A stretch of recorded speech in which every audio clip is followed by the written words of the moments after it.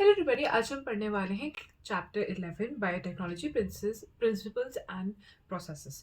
ये है class 12th के लिए वीडियो है, बोर्ड्स के लिए। तो लेट्स स्टार्ट। सबसे पहले हमारे पास यहाँ पे यूरोपियन फेडरेशन ऑफ बायोटेक्नोलॉजी ने क्या कहा, has given definition of biotechnology that encompasses both traditional view and modern।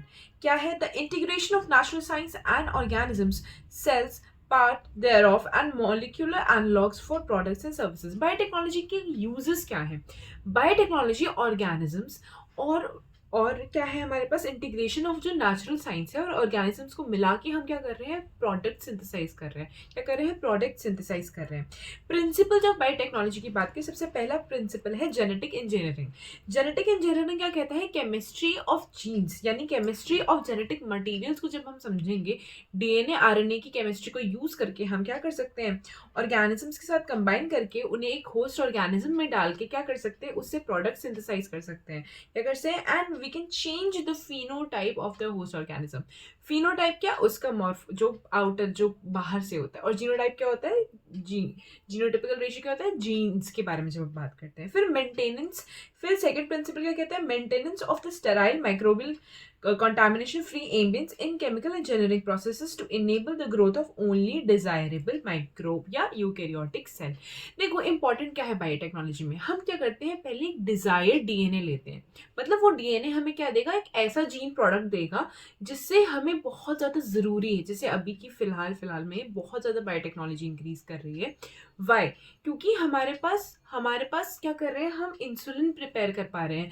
हम प्लांट बेस्ड चीज़ें, प्लांट के बारे में बहुत ज़्यादा, प्लांट से रिलेटेड, जैसे बीटी टॉक्सिन हो गया, बीटी कॉटन हो गया, बॉलवॉर्म डिजीजेस से हम बच रहे हैं। तो ये सारी चीज़ें इंपॉर्टेंट है बायोटेक्नोलॉजी को समझने के लिए। तो सबसे पहले टेक्निक में क्या बना रहे हैं, हम एक रिकॉम्बिनेंट डीएनए बना रहे हैं। क्या बना रहे हैं? एक रिकॉम्बिनेंट डीएनए बना रहे हैं। रिकॉम्बिनेंट डीएनए क्या हो गया? पहले हमारे पास जो डीएनए था उसके साथ हम क्या कर रहे हैं, एक नया डिजायरेबल डीएनए क्या कर रहे हैं, नया डिजायरेबल डीएनए को इनकॉर्पोरेट कर रहे हैं। फिर क्या कर रहे हैं, उस जो रिकॉम्बिनेंट डीएनए बना, जिस रिकॉम्बिनेंट डीएनए को आर डीएनए भी कहते हैं, आरडीएनए भी कहते हैं, जो अब वो बना, हम उसमें किस में डाल रहे हैं, इंट्रोड्यूस कर रहे हैं एक वेक्टर में। कोई व्हीकल होना चाहिए उस जीन प्रोडक्ट को, क्या फिर क्या कह रहे हैं, उस व्हीकल को डाल दे रहे हैं किसमें, जिसमें हमें रिजल्ट चाहिए, जैसे किसी होस्ट में डाल दिया। तो the technique of genetic engineering which include creation of the recombinant DNA by using the gene cloning and gene transfer. पहले हमने क्या किया, बहुत सारे क्लोन्स बनाने पड़ेंगे। हम जीन प्रोडक्ट चाहिए, हमें मान लो कि हमें इंसुलिन चाहिए, किसी ह्यूमन बीइंग में हमें इंट्रोड्यूस करवाना है। तो अब क्या करेंगे, हम इतू सा थोड़ी लेंगे, ढेर सारा लेंगे। तो that's why gene cloning is important. Then gene transfer is also important, कि हम एक कॉम्पिटेंट होस्ट के अंदर किस तरीके से जीन को ट्रांसफर करें। फाइन। इसके लिए हमें क्या चाहिए, ओरिजिन ऑफ रेप्लिकेशन होना चाहिए, which is responsible for initiating the replication. अब डीएनए रेप्लिकेशन होगा, मल्टीपल डीएनए बनेंगे, फिर डीएनए से अपना वो प्रोडक्ट बनेगा, राइट। उसके बाद फिर क्लोनिंग इंपॉर्टेंट है। क्लोनिंग क्या, मैंने बताया आपको, मल्टीपल कॉपीज बनाएंगे हम वहाँ पे। तो हमें आर डीएनए या रिकॉम्बिनेंट डीएनए बनाने के लिए क्या इंपॉर्टेंट है यहाँ पे, ओराई, ओराई साइट या ओरिजिन ऑफ रेप्लिकेशन, जहां से ओरिजिन स्टार्ट होगा रेप्लिकेशन का। डिजायर्ड डीएनए, जो डीएनए तुम्हें, जिस डीएनए से तुम्हें अपना प्रोडक्ट अचीव करना है, वो डीएनए चाहिए। एक वेक्टर होना चाहिए। वेक्टर क्या है, यहाँ पे एक व्हीकल है। मान लो मेरे अंदर किसी इंसुलिन की कमी है, ठीक है, फिर मुझे इंसुलिन, अगर कोई, मैं एक एग्जांपल ले रही हूँ, बाहर से कोई हो जिसमें हमने डिजायर्ड डीएनए वगैरह बनाया, आरडीएनए बनाया, अब वो जो वेक्टर था वो मेरे अंदर आएगा, वो जीन प्रोडक्ट बनाएगा। उस जीन प्रोडक्ट से मेरे अंदर जो फिनोटिपिकल चेंजेस आएंगे, तो मैं क्या हो गई, मैं होस्ट हो गई। जो वेक्टर हमने यूज किया वो क्या हो गया, व्हीकल आ गया मेरे अंदर आने का, ठीक है। और फिर वो डिजायर्ड डीएनए जो हमने इनकॉर्पोरेट कराया था आरडीएनए टेक्नोलॉजी। फिर स्टिक्शन एंडोन्यूक्लियस क्या होता है, स्पेसिफिक साइट पे कट करने के लिए, डीएनए को स्पेसिफिक साइट पे कट करने के लिए यूज होता है। तो the construction of the first recombinant DNA emerge from the possibility of gene encoding antibiotic resistant dean with native plasmid, जिसको किसके साथ कराया था, सैल्मोनेला टाइफीमेरियम के साथ। Stanley Cohen and Herbert Boyer 1972 में, by isolating the antibiotic resistant gene by cutting out a piece of DNA from a plasmid which has responsible for conferring antibiotic resistance।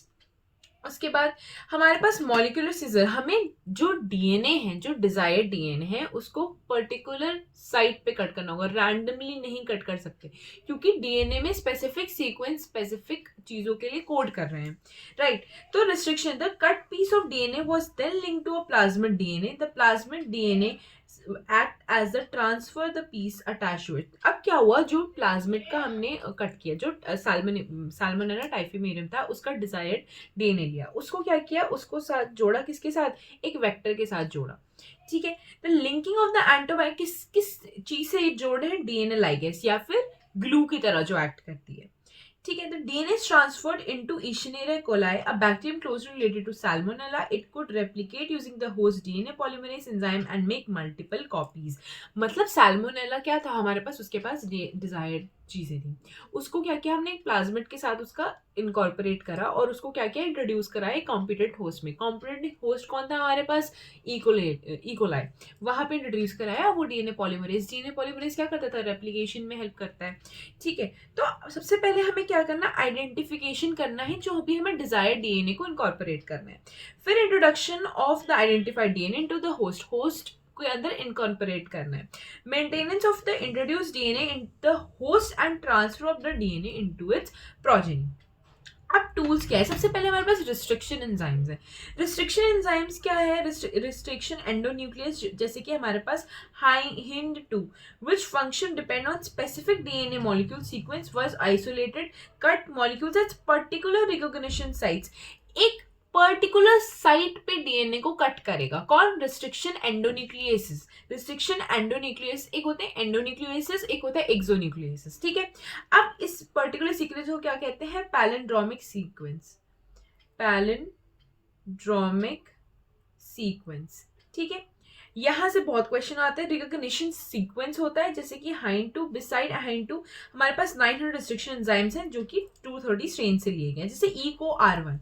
ECO-R1 क्या है, एक रिस्ट्रिक्शन एंडोन्यूक्लियस है, इसका नाम कैसा है, इशनेरिया कोलाई RY13, ठीक है। इकोलाई, जिसमें आर क्या डिराइव किया है, जो स्ट्रेन है, रोमन नंबर्स क्या दिखा रहे हैं, in the order in which the enzymes were isolated. अब यहाँ पे एक एंडोन्यूक्लियस होता है, क्या होता है, एक्सोन्यूक्लियस होता है। Exonuclease remove nucleotides from the ends of the DNA, और जो एंडोन्यूक्लियस होता है वो क्या करता है, स्पेसिफिक पोजीशन पे काटता है, किसमें, स्पेसिफिक पोजीशन पे काटता है, ठीक है। अब क्या होता है, when it finds specific recognition will bind the DNA and cut the 2' strand at double helix sequence। अब क्या होता है, मान लो एक वेक्टर डीएनए है तुम्हारे पास, फॉरेन डीएनए है, वेक्टर जिसके अंदर तुम इनकॉर्पोरेट करवा रहे हो, फॉरेन डीएनए जो तुम्हारे पास क्या है, डिजायर्ड डीएनए है। अब क्या किया, डिजायर्ड डीएनए को भी तुम सेम एंडोन्यूक्लियस से, रिस्ट्रिक्शन एंडोन्यूक्लियस से काटोगे, और जो तुम्हारा वेक्टर डीएनए है उसको भी सेम एंडोन्यूक्लियस से काटोगे, तो क्या होगा, सेम पैरेंटोमिक सीक्वेंस पे वो कट करेगा उसको। फिर तुम क्या करोगे, डीएनए लाइगेस लेके उसको जोड़ दोगे, जैसे यहाँ पे GAATTC मतलब क्या हुआ, इसका पैरेंटोमिक सीक्वेंस जब आगे से भी सेम पढ़ा जाए, पीछे से भी सेम पढ़ा जाए, ठीक है। वेक्टर डीएनए लाए, उसको कट किया यहाँ पे रिस्ट्रिक्शन एंडोन्यूक्लियस ने, फिर यहाँ पे कट किया। अब क्या हुआ, यहाँ पे 2 एंड्स बने, ये क्या हो गए, स्टिकी एंड्स। ये स्टिकी एंड्स क्या करते हैं, डीएनए लाइगेस यहाँ पे जोड़ने में हेल्प करता है, क्यों, because of the presence of the sticky ends. अब क्या हुआ, इसको तुमने इनकॉर्पोरेट किया, कैसे, डीएनए लाइगेस से, कैसे, डीएनए लाइगेस से। डीएनए लाइगेस क्या कर रहा है, जोड़ने में हेल्प कर रहा है, काटने में कौन क्या हेल्प कर रहा है, रिस्ट्रिक्शन एंडोन्यूक्लियस। ECO-R1 क्या है, एक रिस्ट्रिक्शन एंडोन्यूक्लियस है। रिस्ट्रिक्शन एंडोन्यूक्लियस क्या करता है, स्पेसिफिक पैलिंड्रोमिक सीक्वेंस पे काटता है, पर एक्सोन्यूक्लियस क्या काटता है, स्पेसिफिक साइट्स पे नहीं कट करता है, fine.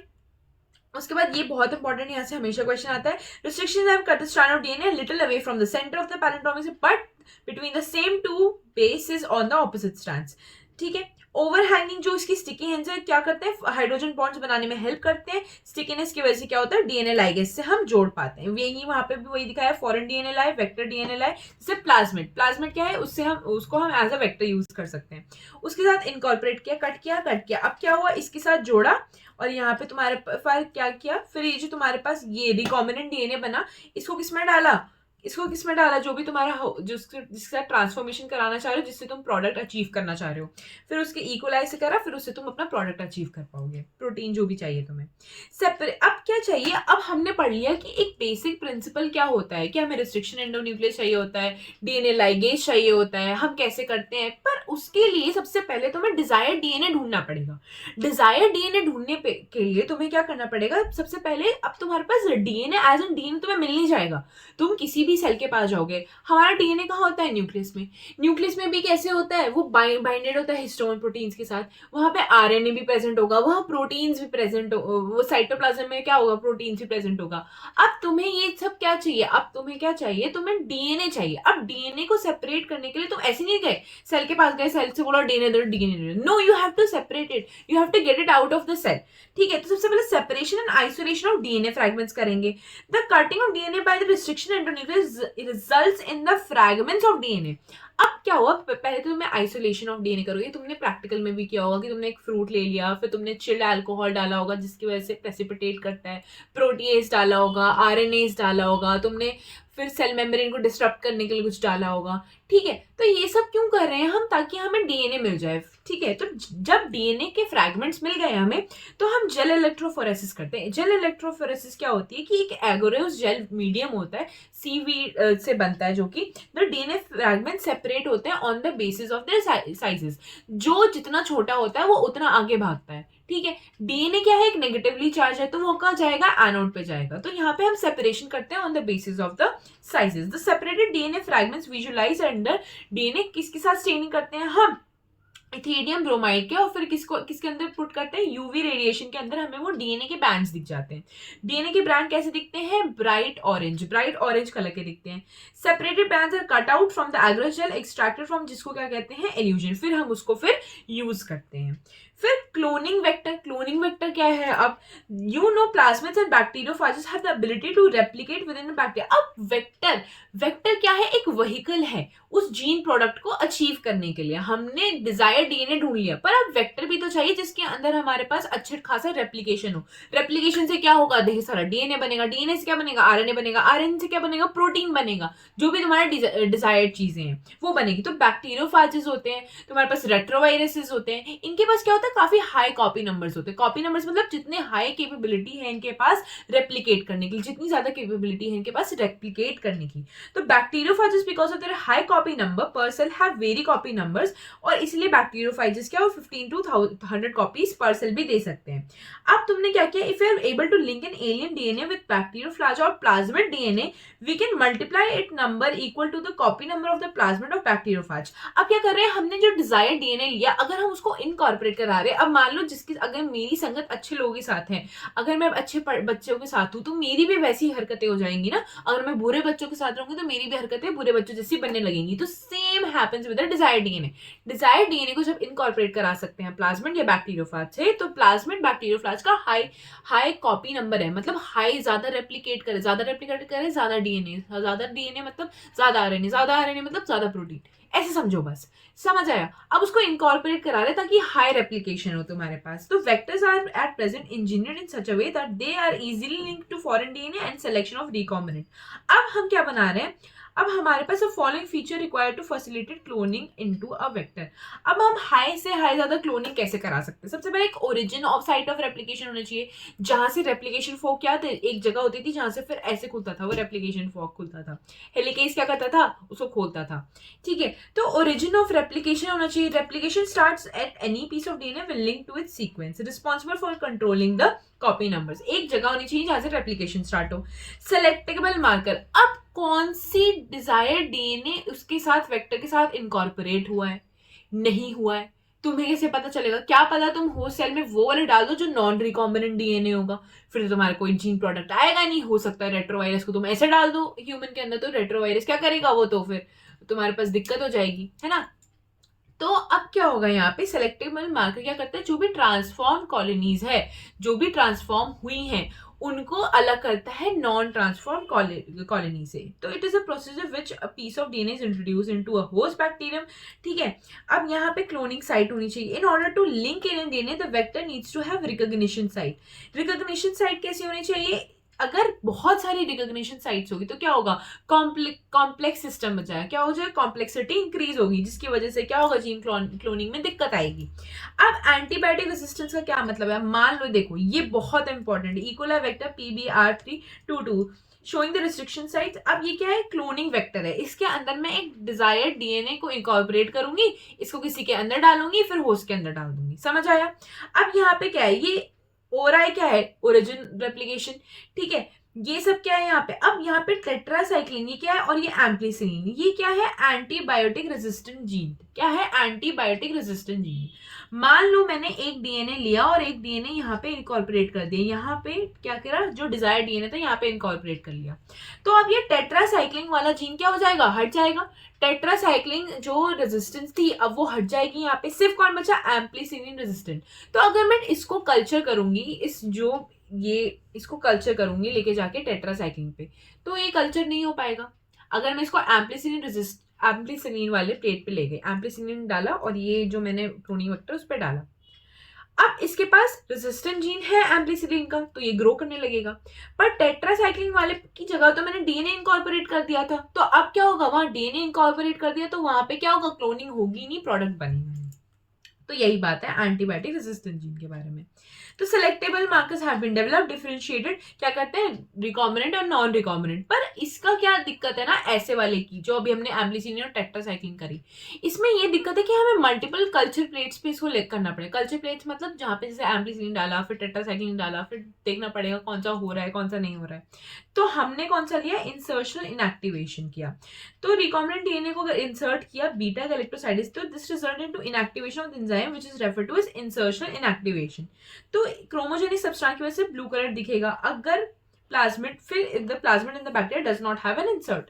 Presence of insert results into insertion inactivation of A galactosidase and the colonies do not produce any color. इसका मतलब क्या होता है, recombinant colonies मिल गई हैं हमें। Vector for cloning genes in plant and animals. अब जैसे एग्रोबैक्टीरियम ट्यूमिफिकेशंस है, ये क्या करता है, डाइकॉट प्लांट का पैथोजन होता है, इसके पास क्या होता है, टीडीएनए होता है, क्या होता है, टीडीएनए होता है, जो कि क्या करता है, नॉर्मल प्लांट के सेल्स को कैंसरस सेल्स या फिर ट्यूमर सेल्स में बदल देता है, जिसकी वजह से काफी दिक्कतें होती हैं। उसके बाद हमारे पास रेट्रोवायरस है एनिमल्स में। रेट्रोवायरस क्या करता है, it transforms normal sales into cancerous cells. अब ऐसे वेक्टर्स यूज कैसे करें इनको, वेक्टर्स की तरह अब साइंटिस्ट ने क्या क्या इसका फायदा उठाया, मतलब इनके पास क्या कहे, इनके पास मल्टीपल कॉपी नंबर्स है। तो अब क्या हो, जो ट्यूमर इंड्यूसिंग टीआई प्लाज्मिड था एग्रोबैक्टीरियम ट्यूमिफिकेंस का, has been modified into a cloning vector which is no more pathogenic to plant. अब क्या किया, इसको क्या करा, एज अ वेक्टर यूज करने लगे कि हमें कोई डिजायर्ड चीजें चाहिए तो हम क्या करें, इसके थ्रू भेज दें। फिर variety of plants, retroviruses have been disarmed and now used to deliver desirable genes into animal cells. So once a DNA fragment has been ligated into suitable vector, it is transformed into bacteria, plant or animal host where it multiplies. मतलब हम क्या कर रहे हैं, फायदा उठा रहे हैं। रेट्रोवायरस क्या कर रहा है, कैंसर कर रहा था, तो मतलब इसके पास हाई कॉपी नंबर होगा, हाई रेप्लिकेशन होगा, तो हमने क्या किया, इसको मॉडिफाई कर दिया कि चलो तुम वैसे हरकतें करते हो, वैसे हार्मफुल चीजें करते हो, अब मैं तुम्हारे अंदर कुछ ऐसा इनकॉर्पोरेट कर दूंगा कि जब तुम रिड्यूस कराऊंगा तुम्हें होस्ट सेल के अंदर, तो तुम डिजायरेबल प्रोडक्ट करोगे, क्या दोगे, डिजायरेबल प्रोडक्ट दोगे। एप्लीकेशंस में पढ़ेंगे इसके बारे में। कॉम्पिटेंट होस्ट, अब भाई तुम्हारा पार्टनर कंपैटिबल भी तो होना चाहिए, ऐसा तो नहीं है तुम अपने बिल्कुल ही ऑपोजिट साइड से, opposite attract each other but बिल्कुल ही अलग पार्टनर हो, तो there will be a lot of problems. तो होस्ट जो होना चाहिए कंपीटेंट होना चाहिए, उसको कंपीटेंट बनाना पड़ेगा। अब मुझे जो मेरे पास वेक्टर है उसके साथ मैंने रिकॉम्बिनेंट डीएनए बना लिया। रिकॉम्बिनेंट डीएनए मतलब वेक्टर प्लस फॉरेन डीएनए जो डिजायर्ड डीएनए था, उन दोनों को मिला के मैंने बना लिया, ठीक है। अब मुझे एक होस्ट के अंदर डालना होगा। होस्ट के अंदर डालने के लिए क्या करूंगी, उसको एक क्या करूंगी, उसके अंदर अगर मान लो मैंने बैक्टीरिया के अंदर प्लाज्मिड डालना है, ठीक है, तो उसको मुझे बैक्टीरिया के अंदर ऐसे थोड़ी चल जा, ऐसे नहीं हो सकता ना। सेल मेम्ब्रेन होता है उसके पास अपना प्लाज्मिड होता है जिसको प्रोटेक्ट करता है बाकी चीजों से। तो इसको क्या करना, पहले ट्रीटिंग देम विद डाइवरन केटाइन या फिर कैल्शियम के साथ ट्रीट करेंगे, फिर हीट शॉक देंगे, incubating the cells with recombinant DNA on ice and followed by placing them briefly, इसको शॉक दे सकते हैं, फिर इनेबल से बैक्टीरिया, तो क्या करेगा वो रिकॉम्बिनेंट डीएनए को ले लेगा, फिर उसके बाद फिर वो क्या करेगा, वो जो भी तुम्हारा जीन प्रोडक्ट है वो बनाएगा। बाकी क्या अदर मेथड्स है, माइक्रो इंजेक्शन यूज करते हैं, recombinant injected into nucleus of an animal cell. सूट प्लांट्स के लिए क्या चाहिए हमें, बायोलिस्टिक्स या जीन गन, जिसमें क्या होता है, गोल्ड या टंगस्टन की कोटेड होता है डीएनए। ठीक है, उसके बाद अब क्या है, process of recombinant DNA technology. अब हमने प्रिंसिपल्स पढ़ लिए, सब पढ़ लिया, एक फाइनल बस टच देंगे इसको। सबसे पहले आइसोलेशन कैसे करें डीएनए का, मैंने बताया जेल इलेक्ट्रोफोरेसिस करते हैं, पर उससे पहले क्या बताया कि तुम्हें डीएनए ऐसे थोड़ी है तुम अभी चाहो मेरे अंदर से यूं डीएनए निकाल लो, अरे चलो डीएनए निकाल लेती हूँ, ऐसे नहीं होता है ना। न्यूक्लियस के अंदर डीएनए है, डीएनए के साथ और भी चीजें, हिस्टोन प्रोटीन्स होते हैं। बताओ अब कैसे निकालोगे, हिस्टोन प्रोटीन्स होते हैं, न्यूक्लियस है, सेल के अंदर भी जाना पड़ेगा तुम्हें। तो नाउ टू, अब क्या करेंगे, हमें पहले सेल मेम्ब्रेन को डिस्टर्ब करना पड़ेगा। The cut the DNA it needs to be in pure form, free from other macromolecules, जैसे कि RNA, proteins, polysaccharides, lipids. Lipids polysaccharides कहाँ पे, लिपिड्स एंड फॉस्फोलिपिड्स कहाँ होते हैं, तुम्हारे सेल मेम्ब्रेन में। This can treating the bacterial cells और tissue with enzymes such as lysozyme. Lysozyme क्या करेगा, बैक्टीरिया की वॉल को डिस्टर्ब करेगा। सेल्यूलेज क्या करेगा, प्लांट सेल की वॉल को डिस्टर्ब करेगा। काइटिनेज क्या करेगा, फंगस फंजाई में होता है ये। तो इससे क्या होगा, तो डीएनए आरएनए कैसे रिमूव कर पाओगे तुम, आरएनए यूज करके। प्रोटीन्स कैसे करोगे, प्रोटीएसेस यूज करके। अदर मैक्रोमोलिक्यूल्स अप्रोप्रिएट जो भी ट्रीटमेंट होगा। फिर तुम्हें अल्टीमेटली, फिर जैसे हमने वो एक्सपेरिमेंट, एक प्रैक्टिकल होगा बायोलॉजी में, जहाँ पे तुमने प्योरीफाइड डीएनए निकाला होगा, कैसे, अल्कोहल, चिल्ड अल्कोहल, इथेनॉल डाला होगा, है ना। उसके बाद this can be collection of fine thread suspension, chilled ethanol डाल के तुम प्रेसिपिटेट करवाते थे। Now cutting the DNA at specific location, वही बात है, अब रिस्ट्रिक्शन एंडोन्यूक्लियस यूज करोगे। डीएनए क्या है, नेगेटिवली चार्ज है, अब क्या होगा, ये पॉजिटिव इलेक्ट्रोड जो कि एनोड पे जाएगा। This process repeated with the vector DNA also. अब इससे क्या होगा, तुम्हें जो सबसे छोटा वाला होगा, तुम उसको जो भी तुम्हारे पास डिजायर्ड होगा वो उठा लो। तो जॉइंट डीएनए क्या करोगे, डीएनए लाइगेज से इसको ज्वाइन कर दोगे। अब क्या होगा, amplification, amplification of the interest. अब क्या होगा, PCS stand for polymerase chain reaction. In this reaction, multiple copies of the gene or DNA of interest is synthesized. अब तुम एक डीएनए से काम तो चलेगा नहीं, अब you have to make a lot of copies of it. So polymerized chain reaction is used for this. Now, सबसे पहले क्या होता है, पहले जो तुम्हारे पास डीएनए है, ठीक है, इसको क्या कहते हैं, denaturation, annealing and extension. Denaturation में क्या होता है, पहले तुम क्या करते हो, जो डीएनए होता है, डबल स्ट्रैंडेड डीएनए होता है, उसको डिस्टर्ब करते हो और दो पार्ट्स में डिवाइड करते हो। दो पार्ट्स में डिवाइड करोगे, अब सिंगल सिंगल स्ट्रैंड होता है। रेप्लिकेशन में क्या होता है, तो याद करो। अनीलिंग, अनीलिंग में क्या होता है कि प्राइमर्स ऐड करते हैं। प्राइमर्स क्या कराते हैं, एक्सटेंशन कराते हैं डीएनए का, ठीक है। अब तुम्हारे पास प्राइमर्स ऐड करोगे। टैग पॉलीमरेज, डीएनए पॉलीमरेज क्या करता है, ऐड करता है, तुम्हारे पास हेल्प करता है, किसमें, एक्सटेंशन में हेल्प करता है, जो कि तुम एक्सटेंशन में करोगे, ठीक है। तो अब यहाँ पे क्या हुआ, तो सेट ऑफ प्राइमर्स जो कि केमिकली हम प्रोड्यूस कर सकते सिंथेसिस और that are complementary regions of the DNA, क्या करेंगे, this enzyme DNA polymerase enzyme extends the primer using nucleotides provide in the reaction and genomic DNA as a template की तरह यूज करा और फर्दर डीएनए को produce कर रहे हैं। DNA is repeated many times, segment कितनी 1 बिलियन कॉपीज हो सकती है। जो थर्मोस्टेबल, क्योंकि हमने हाई 90 डिग्री सेल्सियस या इतना कुछ टेम्परेचर होता है, इतने हाई टेम्परेचर पे हम क्या कर रहे होते हैं, एम्प्लीफिकेशन कर रहे होते हैं। तो हमें क्या चाहिए, ऐसा थर्मोस्टेबल चाहिए, थर्मोस्टेबल डीएनए पॉलीमरेज चाहिए, जो कि थर्मस एक्वाटिकस से हमें आइसोलेट कर सकते हैं, which remain active during high temperature, induce denaturation of double stranded DNA. The amplified fragment desired can now be used to ligate with the vector for the further cloning. उसके बाद हम आता है insertional recombinant DNA with the host और cell, वही selectable marker, ampicillin resistant है या tetracycline resistant है, ये सब। Obtaining the foreign gene product, अब gene product having clone the gene interest, अब तुमने क्या किया, रिकॉम्बिनेंट प्रोटीन लेना है। The harbouring clone jeans of interest may be grown on small scale laboratory, या फिर तुम कल्चर कर सकते हो। अब तुम्हारे पास जो रिकॉम्बिनेंट डीएनए आया, होस्ट आया, उसे तुम्हें प्रोटीन चाहिए जो तुम्हारा डिजायर्ड प्रोटीन था। तो हमारे पास क्या होते हैं, बायोरिएक्टर्स होते हैं। बायोरिएक्टर्स में जो स्मॉल कल्चर्स हो सकते हैं वो ज्यादा यूज में नहीं आएंगे, लेकिन जब लार्ज कल्चरिंग होगी, जब लार्ज कल्चरिंग होगी तो क्या होगा, ज्यादा यूज कर पाएंगे। तो हमारे पास बायोरिएक्टर्स होते हैं जो कि लार्ज वॉल्यूम, जैसे 100 से 1000 लीटर्स हो गए। Culture can be process required by, क्या है, वेसल्स है जिसमें रॉ मटेरियल्स डालोगे and converted to specific products, ठीक है। पीएच का ध्यान रखते हैं, ऑक्सीजन जो भी तुम्हें चाहिए।